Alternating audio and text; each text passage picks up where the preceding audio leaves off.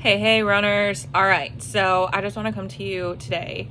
I've really just been feeling this. So you're not always going to feel like it. And typically on the days where I don't feel like it, old me wouldn't do it. And then I'd be trying to go to bed at night and I would regret it. I would talk about myself in negative ways, like, oh, you're such a piece of, you know what? Because you didn't do your workout today. You failed. You let yourself down. You're such a failure. Like, all of those things used to come to mind. Stop. Stop. Okay? We don't need to be that hard on ourselves. And this is coming from somebody who is extremely hard on herself, because the world is hard enough. People are mean enough. Like, be kind to yourself, because that kindness is going to ricochet and explode out of you, and it's going to be like what brightens those that you're around. So like, be that positive atmosphere that you want or that you need. How do you do that? Daily gratitude has been a huge piece of that for me, and just getting into the habit of finding the positive in the little things. It could be, oh, my cup of coffee was freaking extra delicious this morning. Or you're just super thankful that your kid slept through the night. Maybe you're a new mom, or you got 3 hours of sleep instead of 2. I don't know what that looks like for you. So like, it's the little things. Just find those and just like point those out in your brain, because then that's going to trigger the RAS. Don't ask me the technical terms for that, but the fancy basically filter in our minds to find those positive things and point those out instead of the negative. It also creates us to talk nice to ourselves. So, no, I didn't get that workout in today, but I'm going to do it tomorrow. Like, don't get down on yourself if you don't get a workout in. Take that as your rest day, and then instead of taking a rest day on Saturday or Sunday or whatever that looks like for you, make up that day that you missed during the week. That is okay. We have to be flexible.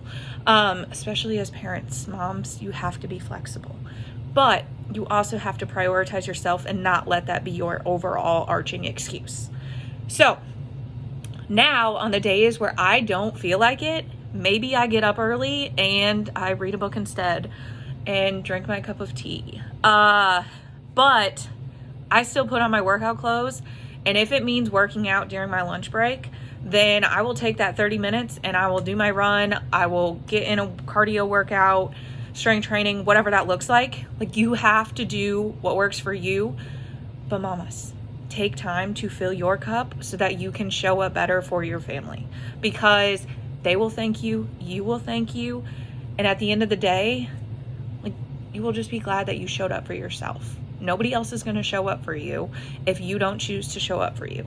And the other important thing in this, it shows those babies that, hey, mom is showing up for herself. That's cool. So when we tell them that they can do anything, that they're capable of this or that, or like so much, be the example. Like, if we say that, eventually our children are going to pick up on how we behave. And so we have to practice what we preach. If you say that you can do anything, but you're not chasing your dreams, what does that tell your kid?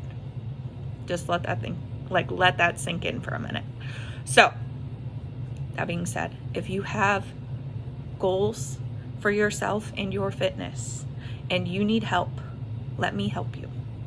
Reach out to somebody that you know that can help you if it's not me. But you have to prioritize yourself. You have to start with the internal work and the mindset shift and talking more positively to yourself. And this is genuinely coming from somebody who is hard on herself, who used to talk very negative. And I can promise you, I have journals of gratitude. This is also why I use Growth Day. So some days, if I don't know what to journal, it is simply, today I am grateful for 1 through 5. And I write out 5 things in the last 24 hours that I'm super grateful for. And like I said, it can be as simple as my morning cup of coffee.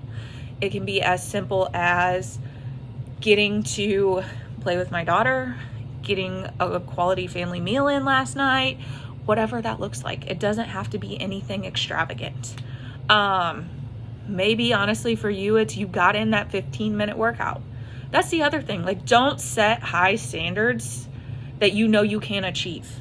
So if it means that you only have 10 or 15 minutes today, then take that 10 or 15 minutes instead of scrolling on social media and just move your body. It could be a 10-minute brisk walk outside.